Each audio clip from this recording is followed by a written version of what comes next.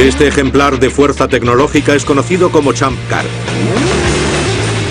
El coche número 29 compite en todo el mundo en carreras que atraen hasta 300.000 seguidores. Lo crean o no, sus impresionantes prestaciones se deben al carbono. Son coches de carreras similares a los de la Fórmula 1. Con su configuración aerodinámica y su potencia alcanzan los 362 km por hora. Generan una fuerza de succión de 1.500 kilogramos que les permitiría desplazarse boca abajo pegados al techo. Estos automóviles pasan de 0 a 100 en 2,56 segundos. Y de vuelta a cero en el mismo tiempo. Así que pueden pasar de 0 a 100 y de nuevo a 0 en unos 5 segundos.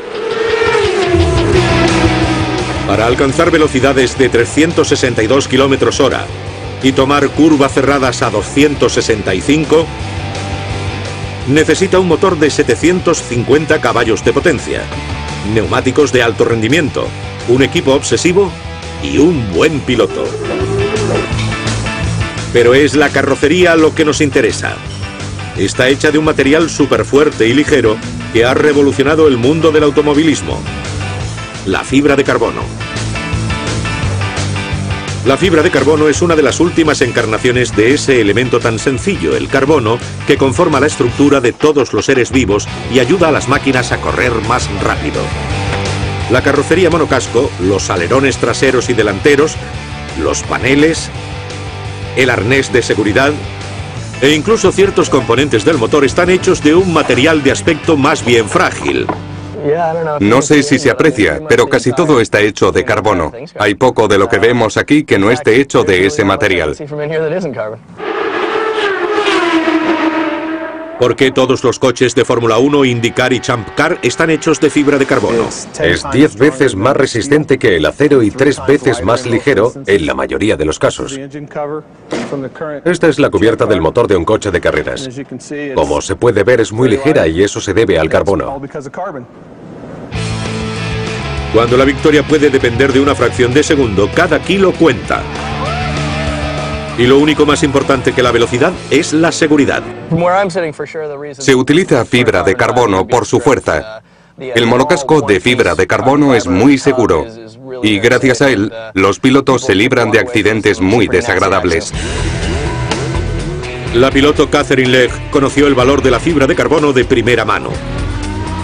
Durante el Campeonato Mundial de Champ Car de 2006, su vehículo se estrelló contra un muro a 290 km/h. Aunque el coche quedó hecho añicos, Legge resultó ilesa. La fibra de carbono salvó su vida. No hay forma de que un cuerpo humano sobreviva a estos accidentes a más de 320 km/h si el coche no absorbe gran parte de la energía del impacto. El aluminio no la absorbe, el acero tampoco. A diferencia del metal que se arruga alrededor del conductor en el momento del choque, la fibra de carbono se rompe. Es una buena forma de absorber la energía sin transferirla al conductor. Estos coches están diseñados para romperse. Y cuando se rompe alguna parte se lleva la energía con ella, en vez de transferirla al piloto, que de otro modo acabaría resultando herido. La fabricación de la fibra de carbono es tan compleja como secreta. Pero la Soltec Corporation nos ha abierto las puertas de su fábrica en Abilene, Texas, para que veamos cómo funciona. Uno de los materiales más resistentes del mundo comienza siendo un tejido sintético derivado del petróleo, parecido al nylon y el poliéster. Estamos en la fase inicial del proceso de oxidación, que estabiliza el material llamado poliacrilonitrilo, o PAN para abreviar.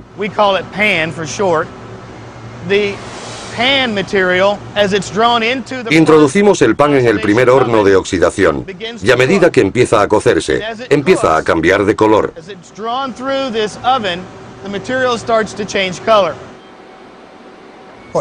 Lo que estamos haciendo es eliminar gran parte del resto de componentes y cuanto más carbono queda, más oscuro se vuelve el material. La cocción lenta permite al oxígeno del aire unirse a los átomos de carbono, que pasan a formar una cadena en forma de escalera mucho más resistente. Del proceso de estabilización se obtiene un material muy fuerte con un 68% de carbono llamado pirona.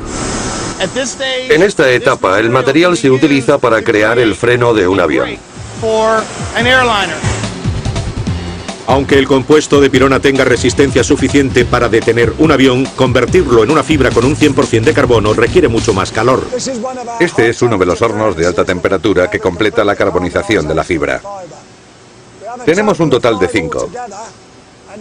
Y en su interior se extraen los restos de hidrógeno y nitrógeno para conseguir la fibra de carbono. Es la parte más crítica del proceso, porque la temperatura que apliquemos define exactamente el módulo, la rigidez de la fibra y el límite de elasticidad. Por ello es muy importante mantener un control preciso del horno en esta fase del proceso. La fibra es calentada en ausencia de oxígeno para que no arda. En vez de ello, el calor extremo obliga a los átomos a vibrar hasta que los elementos ajenos se desprenden. Lo que queda son cadenas cristalinas de átomos de carbono. El proceso consigue fusionar los átomos de carbono de una forma muy resistente que requiere gran cantidad de energía para romperse. A continuación es sometido a un baño electroquímico que arruga la superficie del material y lo hace más apropiado para su uso en compuestos. El último paso es semejante al de cualquier fábrica textil. La fibra de carbono es enrollada en bobinas. La fibra, con un diámetro 10 veces inferior al del cabello humano, se puede cortar como cualquier hilo. Pero cuando se trenzan 50.000 fibras, empieza a mostrar su fuerza. Pero ¿cómo pasa la fibra de carbono de esto a esto? Primero se confecciona un tejido para otorgarle fuerza multidireccional. A continuación, el tejido se coloca sobre un molde del vehículo. Se le aplica resina y se calienta en un autoclave. El autoclave calienta el tejido de carbono hasta convertirlo en un duro armazón con la forma del molde. Para simplificarlo, empieza siendo un trozo de rayón como el de cualquier camisa. Y tras pasar por el horno acaba convirtiéndose en algo que puede resistir un impacto a 320 km por hora y el piloto sale por su pie. Por supuesto, la fibra de carbono no solo sirve para la competición, también se está abriendo camino en los automóviles de gama alta y en las aspas fuertes y ligeras de algunas de las turbinas más grandes del mundo. Pero el uso más espectacular está en el nuevo avión de pasajeros de Boeing, el 787 Dreamliner, presentado en 2008.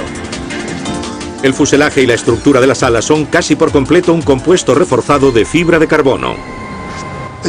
Lo más importante de la fibra de carbono es su fuerza, su ligereza y su resistencia a la corrosión.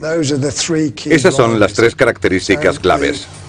Así que el Dreamliner pesa mucho menos que si hubiera sido fabricado el metal, lo que aumenta la eficiencia energética. Eso significa un billete más asequible aunque suba el precio del combustible. En los años 70, Boeing calculó que por cada kilo que se elimina del peso de un avión, se podían ahorrar hasta 100.000 euros en combustible a lo largo de su vida útil. En aquella época, el petróleo costaba unos $12 el barril. Ahora el ahorro sería mucho mayor. Mientras otros aviones tienen que mantener una presión en cabina equivalente a la de 2.500 metros sobre el nivel del mar, el Dreamliner con su resistente armazón puede mantener la equivalente a 1.800 metros. Y dado que la fibra de carbono no se corroe, la mezcla del aire en cabina puede ser mucho más húmeda. Se acabó la sequedad de ojos y gargantas tras un vuelo largo. Han tardado 50 años en crear un avión nuevo. Pero el Dreamliner es el más eficiente de todos y se debe a la fibra de carbono. Por supuesto, la fibra de carbono es solo una parte de lo que nos da el carbón. Intenten imaginar un mundo sin carbón o incluso un bólido de carreras sin carbono. No podemos olvidar la elegante pintura derivada del hidrocarburo. Tampoco podríamos frenar sin las pastillas de carbono. Pero no importa, porque también nos quedaríamos sin el combustible de metano, los neumáticos, la carrocería y, por último y no menos importante, la forma de vida que lo conduce basada en el carbono. Todos los elementos importantes de este coche y del mundo contienen carbono. Es crucial para la formación de los enlaces que conforman los seres vivos y el material que a ciertos seres vivos les gusta fabricar.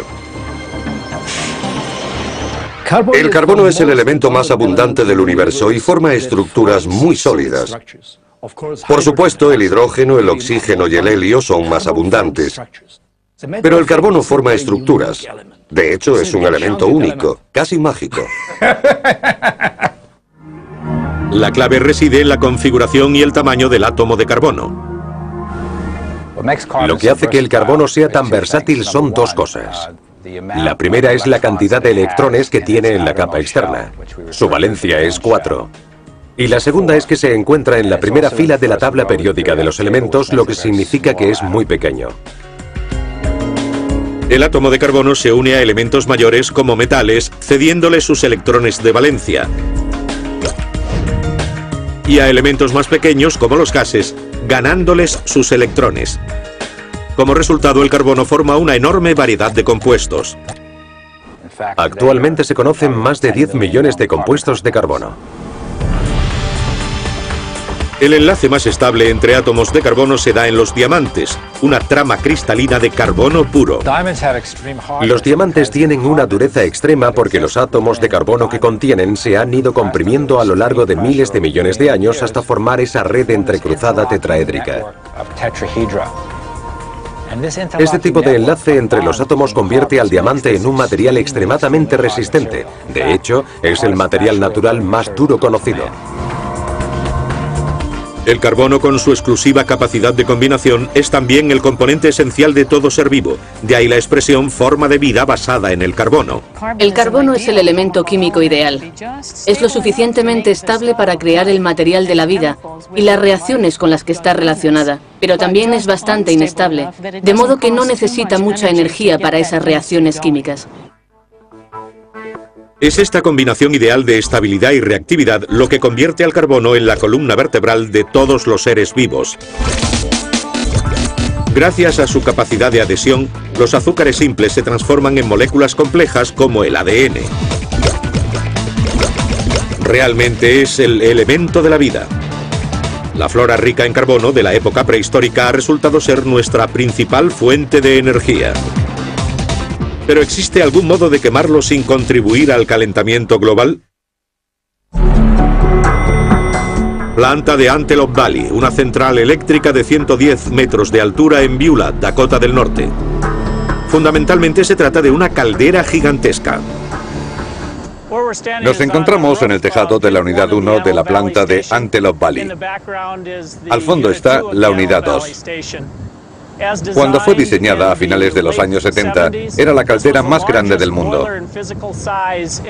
Así que estamos en el edificio más alto de Dakota del Norte. Su ubicación se debe a lo que quedó aquí hace millones de años: carbón, en grandes cantidades atrapado en la abundancia de vida prehistórica. Entre 50 y 250 millones de años atrás, Dakota del Norte y esta región eran un enorme mar interior. En él creció una inmensa cantidad de vegetación que con el paso del tiempo murió y quedó cubierta por nuevas capas que la comprimieron. Durante millones de años, las capas de sedimentos compactaron la vegetación formando turba. Al final, la presión, combinada con el calor del manto terrestre, descompuso la turba hasta formar una sustancia negra rica en carbono, conocida como carbón. La planta de Antelope Valley extrae el carbón de la cercana mina Freedom, la mayor de Dakota del Norte. 16.000 toneladas son trituradas cada día hasta convertir el carbón en un polvo fino que se introduce en las calderas de 33 pisos de altura, donde hace lo que mejor sabe: arder. A medida que arde, libera en forma de calor la energía contenida en los prehistóricos enlaces del carbono. Los 1400 grados de temperatura se utilizan para hervir 53.000 litros de agua por minuto y convertirla en vapor de alta presión a 537 grados centígrados. El vapor es forzado a través de unas turbinas que hacen girar un eje de 160 toneladas, solo visible desde esta pequeña abertura, a 3.600 revoluciones por minuto, generando 500.000 de caballos de potencia. Todo en estas instalaciones sirve para que el eje gire a 3.600 revoluciones por minuto. La energía eléctrica generada por las dos turbinas de la central es suficiente para abastecer a 360.000 casas. Para ser Estados Unidos un país considerado adicto al petróleo, su infraestructura energética está basada en el carbón. El país cuenta con los yacimientos más grandes del mundo gracias a los pantanos y bosques tropicales que cubrieron gran parte del este de Norteamérica hace unos 300 millones de años, y al vasto mar interior que ocupaba lo que ahora son las grandes llanuras hace 100 millones de años. Hay una inmensa cantidad de combustible disponible para cientos de años. La mitad de la energía eléctrica del país se produce a partir del carbón, por lo que es muy importante en ese aspecto. En China el 82% de la electricidad procede de la combustión de carbón. En la India el 70%. El carbón promovió la revolución industrial. Los grandes yacimientos de Inglaterra y Estados Unidos impulsaron la era del vapor, locomotoras, barcos de vapor y fábricas. Los productores de acero aprendieron a convertir el carbón en un combustible de combustión limpia llamado coque, que genera la inmensa cantidad de calor y de átomos de carbono necesaria para convertir el hierro en acero. Pero nuestro planeta ha pagado un alto precio por 1 siglo y medio de su utilización.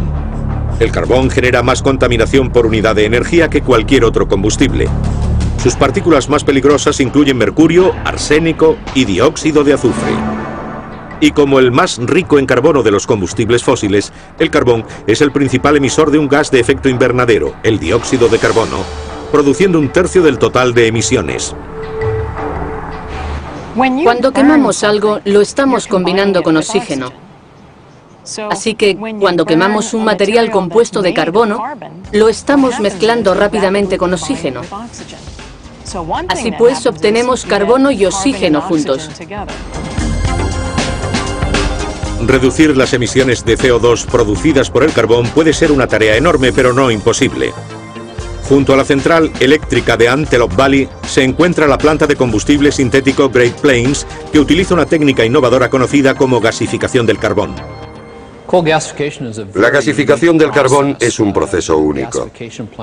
No existe otra planta como esta en todo Estados Unidos. Dentro de los 14 gasificadores, tanques de alta presión de más de 165 toneladas de peso cada uno, la combinación de calor, presión, oxígeno y vapor provoca la ruptura de la estructura molecular del carbón.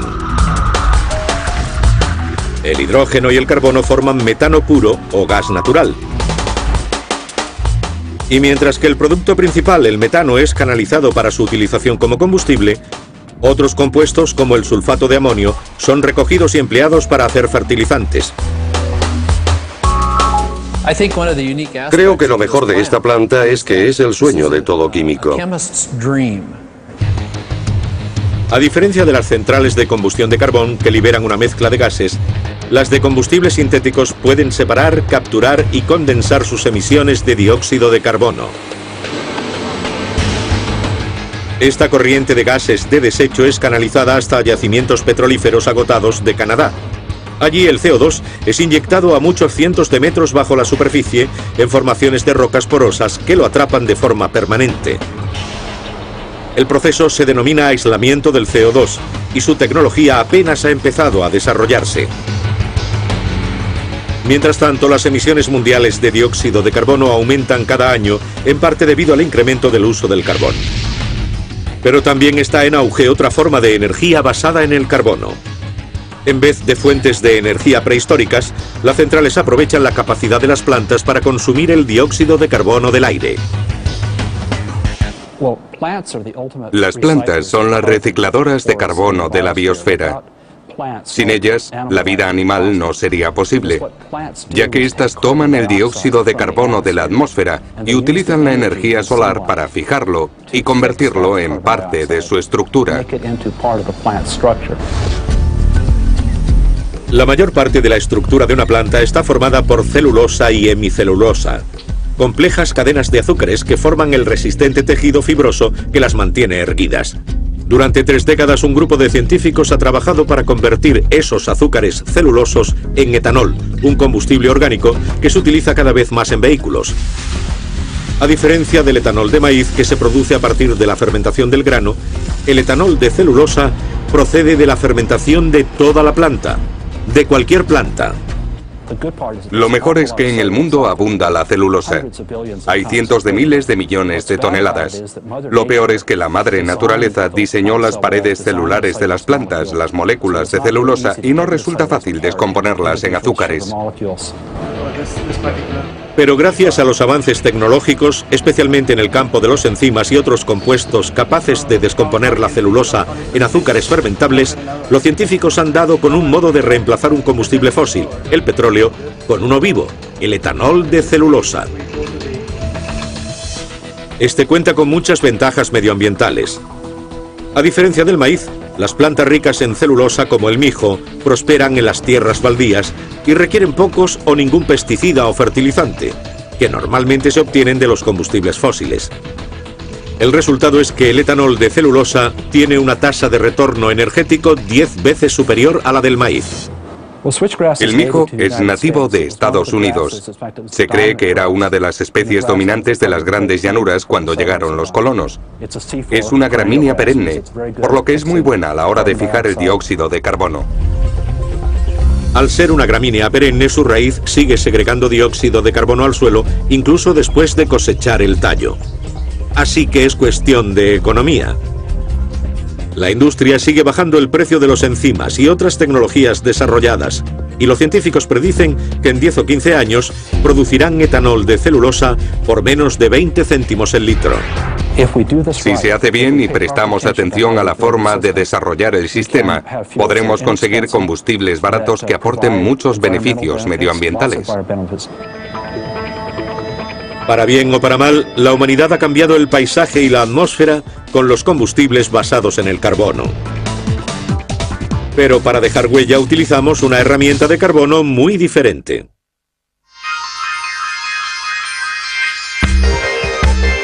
Tomemos los átomos de carbono puro del diamante.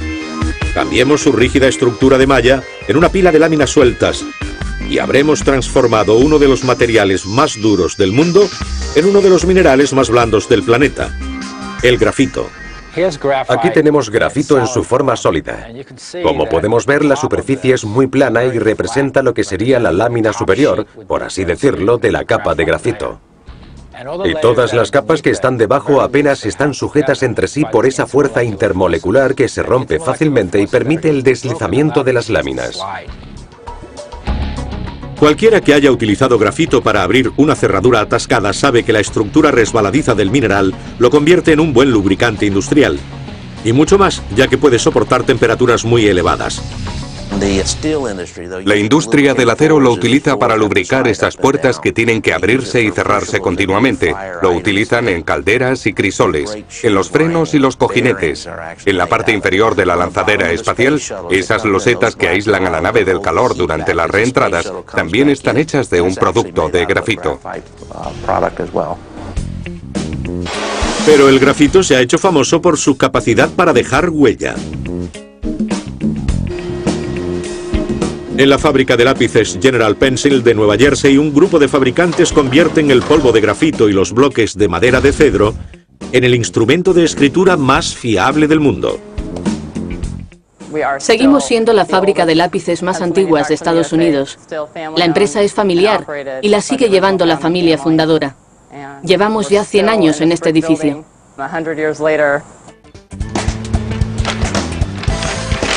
La fabricación de un lápiz comienza con una mezcla de grafito, polvo de carbón y una pequeña cantidad de arcilla. Aumentar el porcentaje de grafito crea una mina más blanda y oscura. A más arcilla, más dura y clara es la mina. En este molino, lleno de cantos rodados, se vierten 340 kilos de una mezcla de grafito, carbón, arcilla y agua. Los ingredientes son removidos durante 24 horas, hasta que forman un líquido suave y homogéneo. General Pencil bombea el líquido a través de estos filtros que retiran el agua y dividen la mezcla en porciones manejables llamadas tartas. Estas se dejan secar 48 horas. Nos interesa que se sequen poco a poco para que no se forme una corteza dura exterior. En tal caso, la mina tendría una parte abrasiva. Los fabricantes de lápices y el público anglosajón siguen utilizando el término lead, en español plomo, para describir al núcleo de grafito del lápiz a pesar de que nunca ha contenido ese mineral. La confusión deriva del hecho de que los antiguos romanos, griegos y egipcios escribían con un útil llamado estilete, pencilus en latín, a menudo hecho de plomo. Los orígenes de los lápices actuales se remontan al descubrimiento del grafito en 1564. Pero perfeccionarlo llevó 3 siglos de innovaciones, muchas utilizadas aún por General Pencil.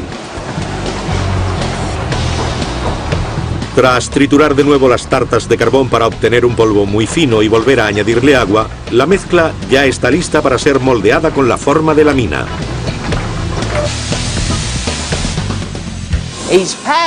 Está prensando el material para extraer todo el aire de la mezcla. Igual que para hacer una figurita de arcilla. Si quedara algo de aire, explotaría al introducirla aquí. Bien, John ya ha cargado nuestro cilindro. Ahora por primera vez la mezcla toma la forma de la mina del lápiz. Las minas salen por este orificio y pasan por la rueda cortadora. A medida que la mina pasa por las cuchillas, estas la cortan con una medida determinada y le dan la forma apropiada.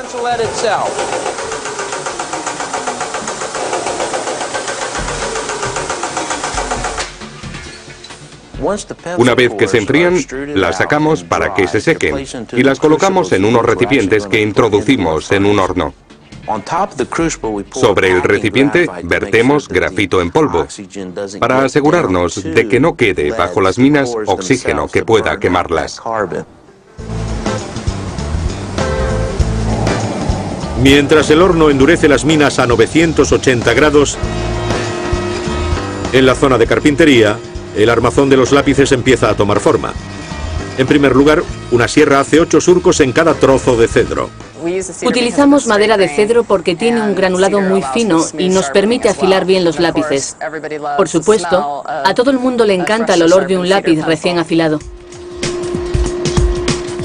Los núcleos de grafito se pegan a una tablilla y se cubren con otra.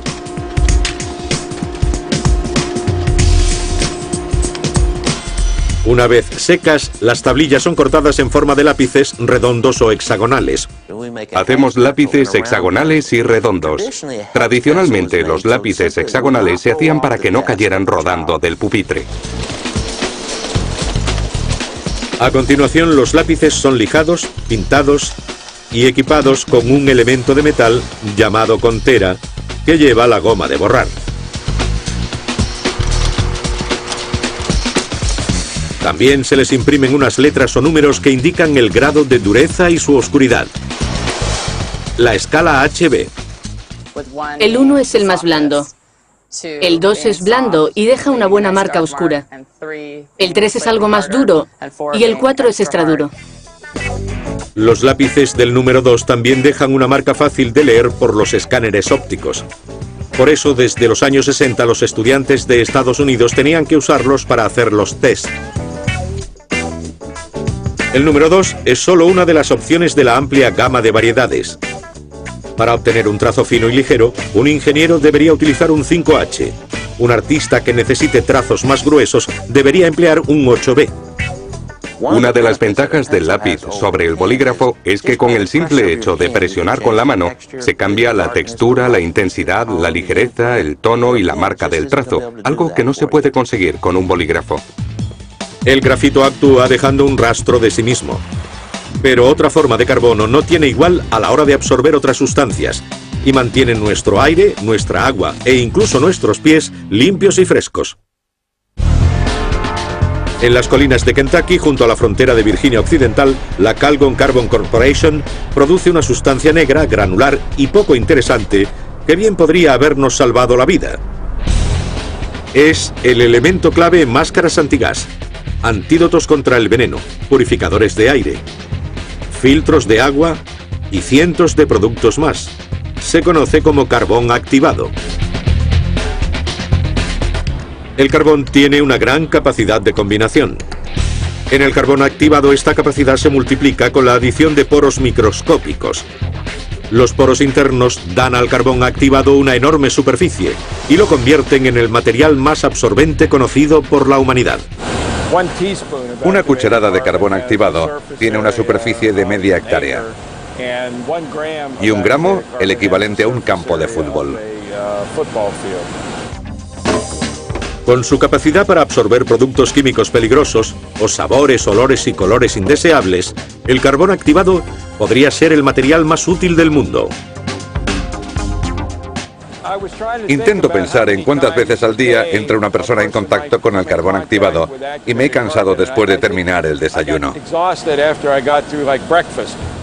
Cuando nos duchamos, los champús y geles contienen productos químicos que han sido purificados con carbón activado. Hay componentes de la pasta de dientes que también han sido purificados con carbón activado.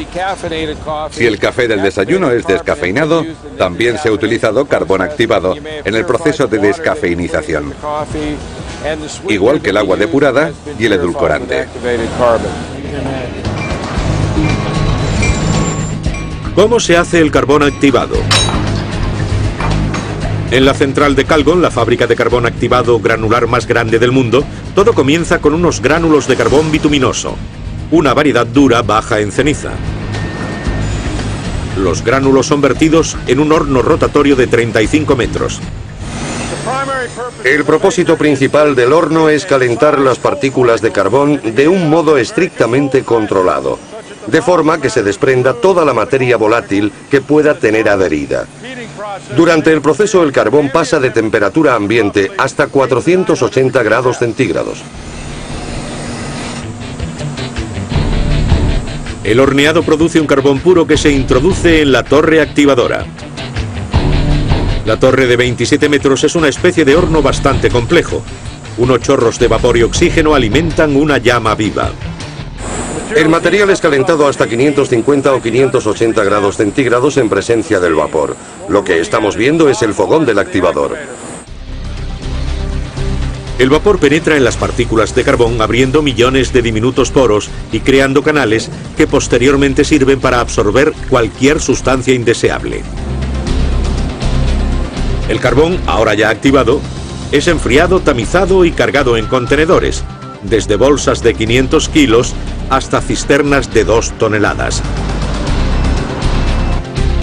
Existen cientos de productos de carbón activado, diseñados específicamente para distintos tipos de impurezas, ya se encuentren en el aire o en el agua, pero el principio es prácticamente el mismo. El azul de metileno es una de las soluciones de color que utilizamos para medir el tamaño de los poros en el carbón. Es una prueba bastante común del carbón activado. Como vemos, el nivel de carbón llega hasta aquí, y el azul de metileno queda por encima. Vamos a dejar pasar la solución a través del carbón que va absorbiendo las moléculas de color que hay en el agua. La capacidad del carbón activado para eliminar colores lo hace indispensable para los fabricantes de comida y bebida que lo utilizan para hacer cerveza clara y azúcar blanca. Pero la función principal del carbón activado es absorber productos químicos peligrosos del agua a su paso por la planta de tratamiento. A medida que el agua atraviesa una capa de gránulos de carbón activado, este absorbe las moléculas orgánicas, ya sea causantes de mal sabor, olor e incluso las dañinas para el ser humano, como pesticidas o herbicidas. Como el carbón activado no mata a los microorganismos, las depuradoras utilizan cloro para suministrar agua potable. La tecnología de filtros de carbón activado ha llegado al ámbito doméstico, donde se utilizan para eliminar cualquier impureza o sabor a cloro. Por supuesto, es importante tener aire limpio y agua pura, pero ¿qué puede hacer el carbón activado por el olor de los pies? Debemos agradecer el trabajo del Dr. Herbert Lapidus, inventor del devoraolores, el primer producto en eliminar el olor provocado por las bacterias que prosperan en el medio sudoroso y confinado de los zapatos. Los zapatos son un medio magnífico para la proliferación de las bacterias. Lo que es peor, están atrapadas ahí dentro, sin poder salir. Para absorber las bacterias, el proceso de Lapidus se basa en el carbón activado derivado de una fuente inesperada. Utilizamos el carbón derivado de cáscaras del coco. Es de gran calidad y mucho más caro. Pero me interesa en pequeñas cantidades, así que busqué el mejor. La NASA consiguió extraer de las cáscaras de coco el carbón activado de mayor calidad del mundo, que se utiliza para limpiar el aire en las naves espaciales. Pero la innovación de los devoraolores es el sistema de aplicación. No hay que coger el carbón y rociarlo en el interior del zapato. Yo sabía que eso no funcionaría. En cambio, lo insertamos en estas plantillas de látex porosas. Cada vez que la persona camina, expulsa el aire. Funciona como un fuelle. Al caminar se mueve el aire. De ese modo las partículas de olor recorren el látex que está impregnado de carbón activado. Y este absorbe esas partículas. El diseño funciona y para millones de personas que sufren de pies olorosos y aquellos que los rodean, el resultado ha sido impresionante. Muchos matrimonios se divorciaban porque el marido no podía quitarse los zapatos en casa. La esposa se negaba a lavarle los calcetines. De nuevo el carbón acude al rescate. Nuevos derivados del carbono protegen los vehículos espaciales y puede que algún día formen una escalera hasta las estrellas. Esta tecnología espacial se denomina aerogel. Casi ingrávido, con una tremenda superficie y gran capacidad de aislamiento térmico, el aerogel ya se ha utilizado para capturar partículas de cometas y para proteger valioso equipamiento de la intensa radiación espacial. Y los científicos no han hecho más que empezar a estudiar esta sustancia. El aerogel es similar a un aerosol. Se trata de la dispersión de un líquido sólido en gas, solo que en este caso sus partículas quedan unidas. Por eso el aerogel, a pesar de tener un 90% de aire, está considerado un sólido. Un puñado de aerogel ocupa la misma superficie que 2 pistas de tenis. Y aún así una oblea de solo 15 gramos puede soportar el peso de un ladrillo. La NASA sometió a prueba las impresionantes cualidades de este material en la misión Stardust en 2004, que estudiaba la composición de los cometas. Stardust utilizó un colector con aerogel para capturar partículas del cometa Wild 2. A medida que las partículas chocaban con el aerogel a gran velocidad, 6 kilómetros por segundo, quedaban incrustadas en él, creando una especie de surco en su estructura, por lo que se iban frenando a medida que penetraban en el aerogel hasta detenerse. La nueva generación de aerogeles está hecha de carbono.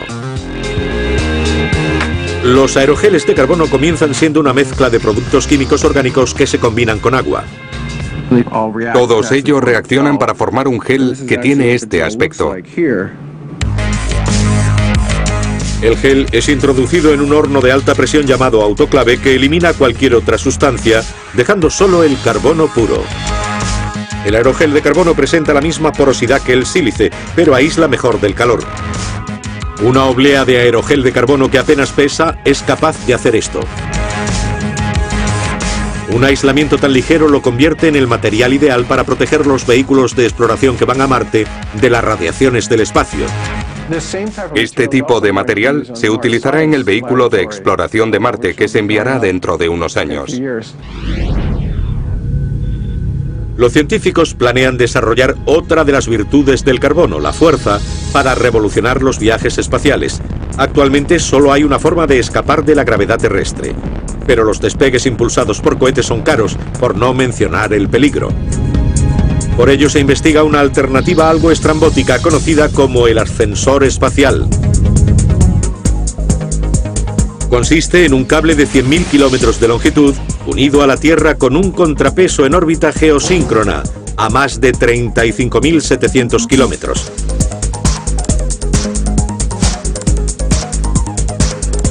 La fuerza centrípeta ejercida por el anclaje contra la velocidad orbital del contrapeso permitiría mantener una tensión suficiente en el cable para la subida de cargamento al espacio. El ascensor espacial es una idea fascinante. ¿Por qué no se ha hecho antes? Porque con los materiales actuales el peso del cable provocaría su caída a la Tierra. Pero existe un material que podría funcionar, los nanotubos de carbono. Los nanotubos de carbono tienen una combinación de propiedades única. Son duros, son resistentes, 10 veces más que el acero y 6 veces más ligeros.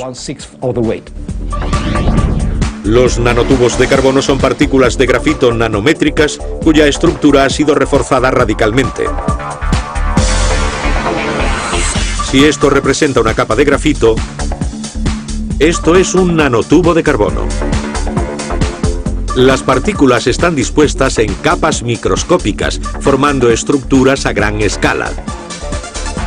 De repente, la idea de un ascensor espacial no es tan estrafalaria. Al ser los nanotubos 100 veces más fuertes que el acero y 6 veces más ligeros, parece una idea factible, y la NASA ya la está estudiando.